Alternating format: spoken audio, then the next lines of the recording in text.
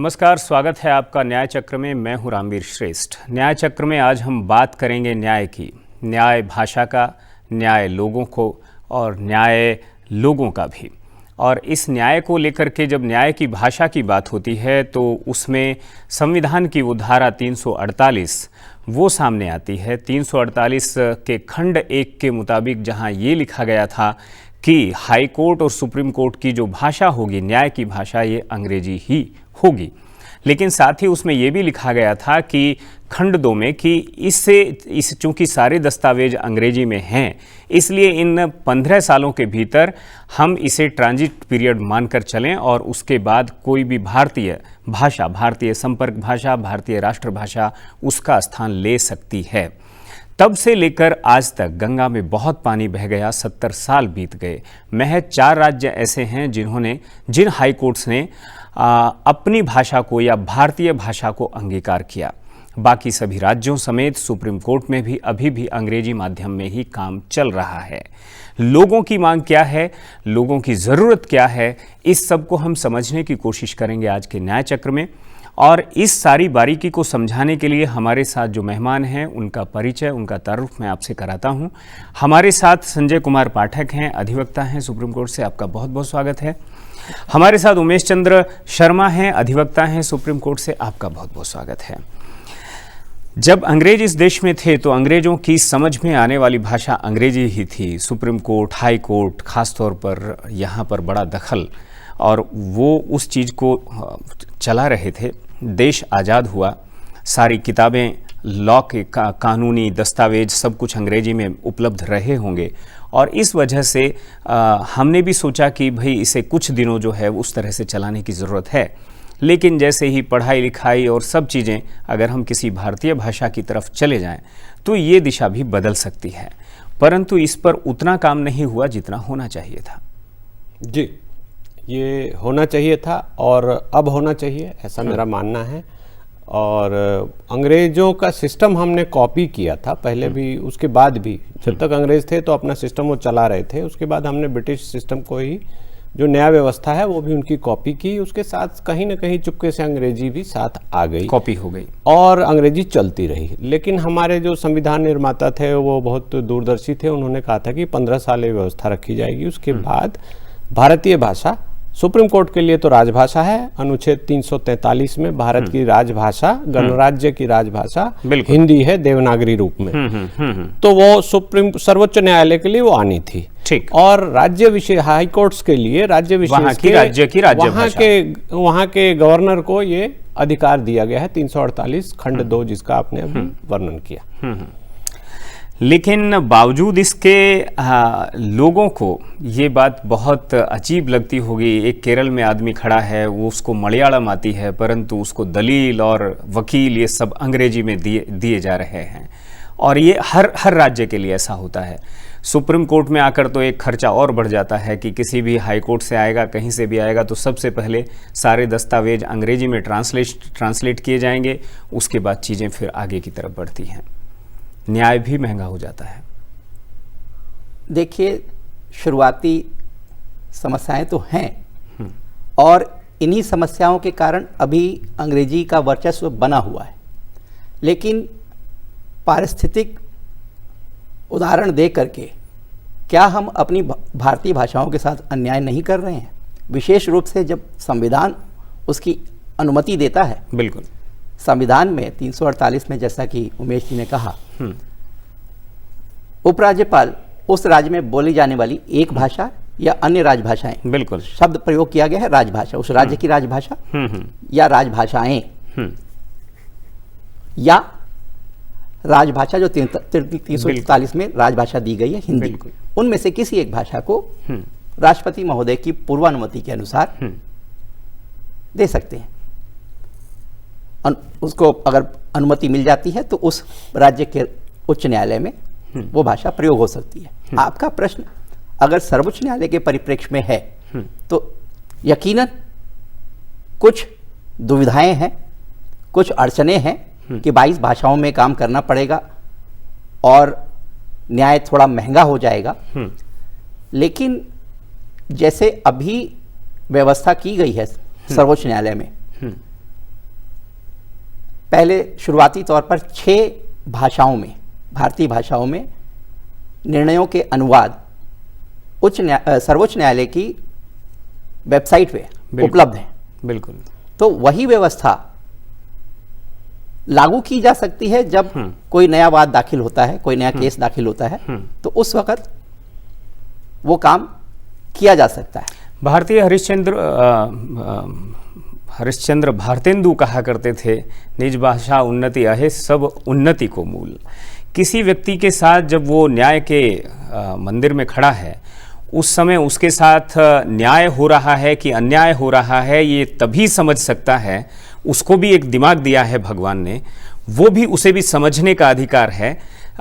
उस प्रोसीडिंग में वो कहीं शामिल ही नहीं है, उसे भी समझने का अधिकार है। और न्यायिक प्राधिकरण ये भी इजाज़त देता है कि किसी मामले में वो भी अपना आर्ग्यूमेंट दे सके, वो भी उसमें अपनी गवाही दे सके।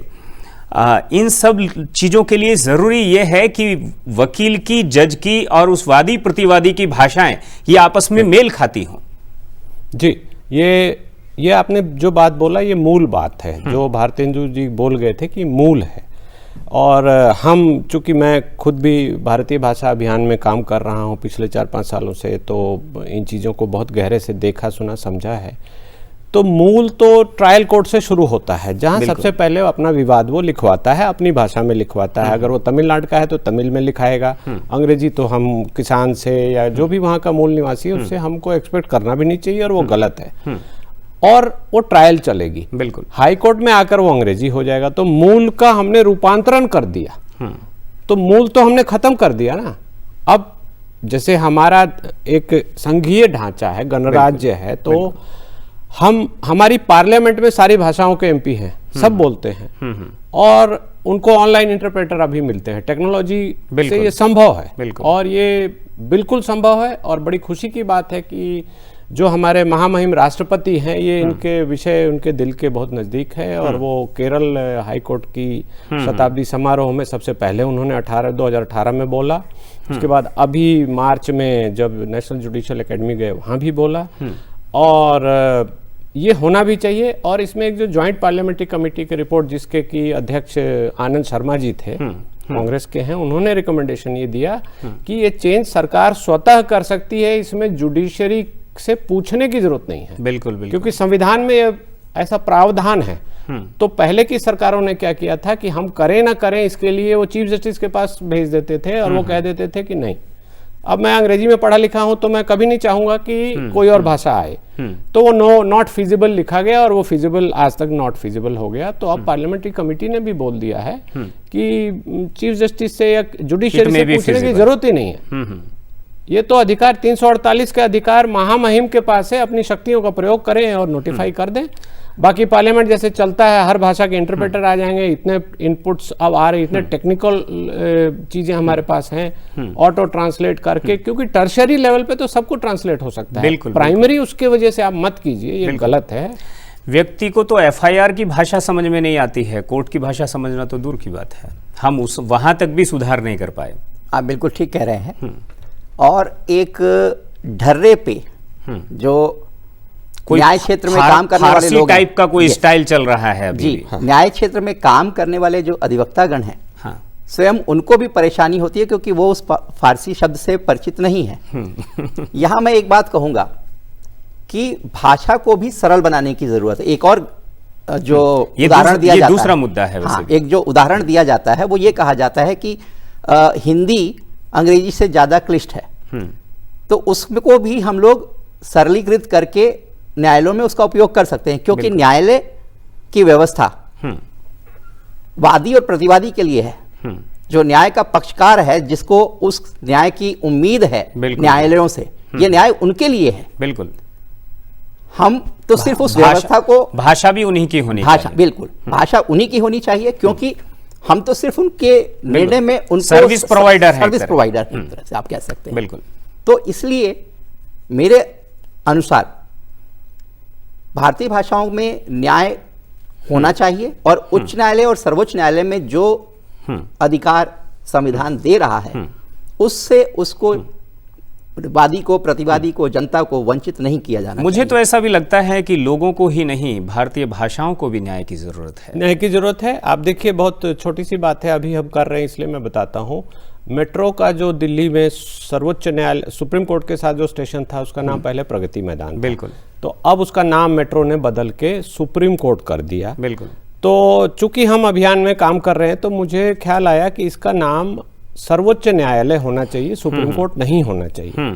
तो मैंने उनके यहाँ पत्र लिखा, तो उनके एक जनरल मैनेजर कोई है, उनका जवाब आया कि ये हमने इसका रूपांतर किया, ये किया। बहुत सारे जो सरकारी तंत्र का एक जवाब घुमा फिरा के देने का है। उन्होंने कहा, मैंने उनको लिखा भी है कि आपने केंद्रीय सचिवालय नाम लिख दिया मेट्रो पे, तो वो सचिवालय सबकी जुबान पर आ गया। आपने दिल्ली विश्वविद्यालय लिख दिया, तो दिल्ली विश्वविद्यालय सबके नाम पर आ गया। बिल्कुल।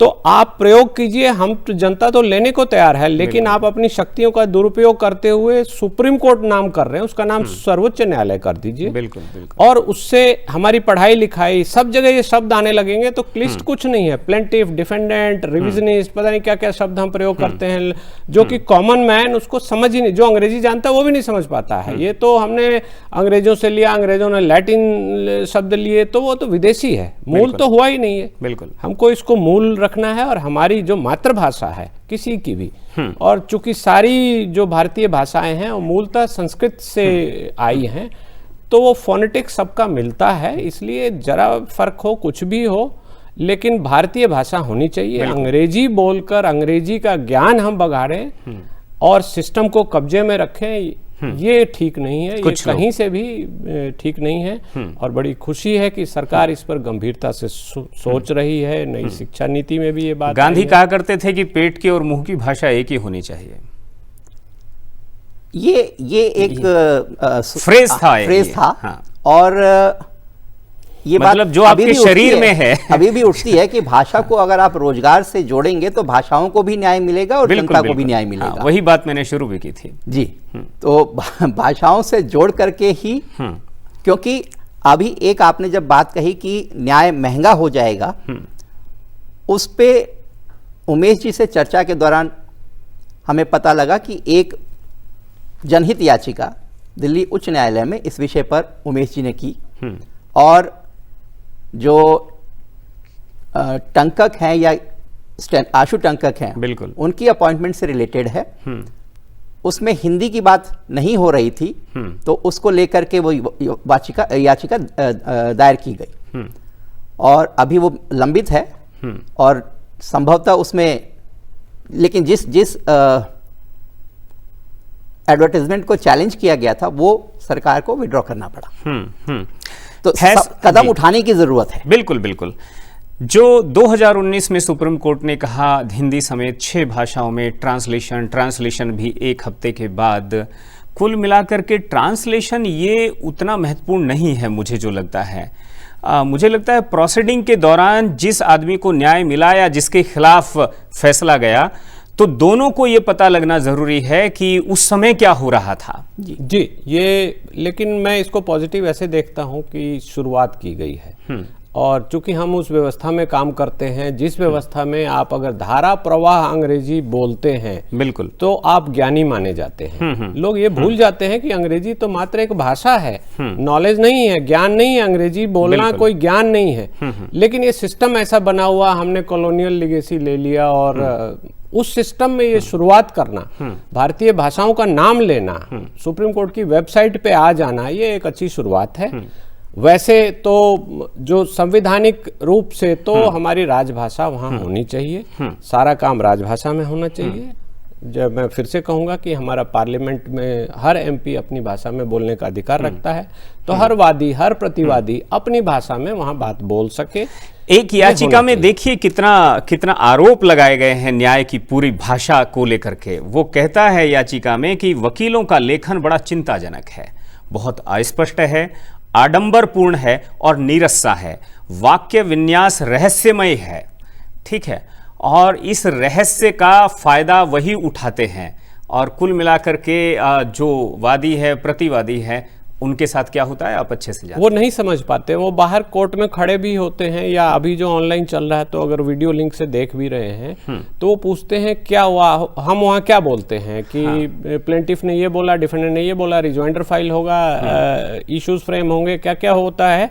वो अनकॉमन लैंग्वेज है, बिल्कुल। उसकी वजह से उसके समझ में नहीं आता, तो वो फिर वकील साहब क्या हुआ, इसका मतलब क्या हुआ, वो पूछते हैं, जो कि मेरे हिसाब से उचित नहीं है। जब वो वादी है तो प्रथम अधिकार उसका है, वो जो बोले जज साहब उसको समझे। बिल्कुल। तो इस पर काम करने की जरूरत है और ये विषय उठाया जा रहा है, ये विषय चल रहा है, लोगों के नजदीक आ रहा है, तो ये बड़ी खुशी की बात है। और मुझे लगता है, अब आप देखें गूगल की स्टडी भी है कि हिंदी में काम करने वालों की संख्या बढ़ती जा रही है। बिल्कुल बिल्कुल। और भारतीय भाषाओं में भी, दूसरी भाषाओं में भी काम करने वाले लोग आ रहे हैं। हमारे ट्रांसलेशन के ऑटो टूल्स हैं, तो उससे ये जो खाई बना दी गई थी या अनटचेबल की फीलिंग ला दी गई थी, वो अब खत्म हो गई है और वो होनी भी चाहिए खत्म। चूंकि हम एक प्रजातंत्र हैं, एक वेलफेयर स्टेट है, जो कि अंग्रेजी बोल के नहीं चलेगा। हम मध्य प्रदेश में जो एक महाविद्यालय की शुरुआत हुई, जहां पर मेडिकल की पढ़ाई भी जो है वो पूरी तरह से हिंदी में होगी। जब इस तरह से हम साइंस में अपनी भाषा को लेकर चले जाएंगे, तकनीक में भी, इंजीनियरिंग में भी आया है, इंजीनियरिंग में भी कई राज्यों में आया है, में भी जा सकते हैं। बिल्कुल जा सकते हैं। ठीक है, 15 साल की बात हुई थी, अब तो 70 हो गई, इतनी रिबेट तो काफी है। छात्र जागरूक हो गए हैं। बिल्कुल। अभी दिल्ली उच्च न्यायालय में क्लैट के एग्जाम, जो लॉ का कॉमन एंट्रेंस टेस्ट होता है, उसके लिए छात्रों ने याचिका लगाई और बार काउंसिल को और क्लैट के ऑर्गेनाइजर्स को डायरेक्शन के लिए याचिका में कहा गया कि सिर्फ अंग्रेजी में क्यों, ये भारतीय भाषाओं में भी होना चाहिए, क्योंकि जो अन्य राज्यों से बच्चे पढ़ के आते हैं, अन्य भाषाओं से जो बच्चे पढ़ करके आते हैं, बिल्कुल बिल्कुल, उनको इवन प्लेटफॉर्म नहीं मिलेगा। क्योंकि जो अंग्रेजी के वर्चस्व से पढ़ करके आ रहे हैं, पब्लिक स्कूलों से पढ़ के आ रहे हैं, हमारा किसी भाषा से बैर नहीं है। हमें ये नहीं है कि अंग्रेजी आपको नहीं पढ़नी, अंग्रेजी एक भाषा की तरह पढ़ी जाए, कोई समस्या नहीं है। लेकिन एक संपर्क भाषा भारतीय भाषाओं में, ये दुर्भाग्य की बात है कि भारतीय भाषाओं में से हम एक संपर्क भाषा आज तक अपने लिए नहीं चुन पाए हैं, लेकिन कार्य हो रहा है। ये बात कही जाती है, जब जापानीज अपने सारे काम जापानीज में कर ले रहे हैं, जब रशियन सारे काम रशियन में कर ले रहे हैं, जर्मनी सारे काम जर्मन में कर ले रहे हैं, तो भारतीय जो है अपने सारे काम भारतीय भाषाओं में क्यों ना करें? बिल्कुल करना चाहिए। और तकनीकी रूप से आप देखें तो इटली ले लीजिए, फ्रांस ले लीजिए, जर्मनी ले लीजिए, चाइना, कोरिया, रशिया, बिल्कुल ये टेक्नोलॉजिकली सबसे एडवांस है। तो इसका भाषा अंग्रेजी में सारा ज्ञान छिपा है, साइंस का ऐसा नहीं है। और एक एग्जाम्पल और एक उदाहरण मैं और देना चाहूंगा। टर्की में 1922 में मुस्तफा कमाल पाशा ने आकर बोला कि अंग्रेजी को हटा देंगे। उन्होंने अपनी लिपि भी बनाई और टर्किश में काम शुरू किया। तो टर्की किसी भी तरह से पिछड़ा हुआ देश नहीं और है। वहां की ब्यूरोक्रेसी ने कहा था, जब उन्होंने पूछा कि कितने साल लगेंगे, तो उन्होंने कहा कि 35-40 साल लग सकते हैं हमें ट्रांजिट फेज में।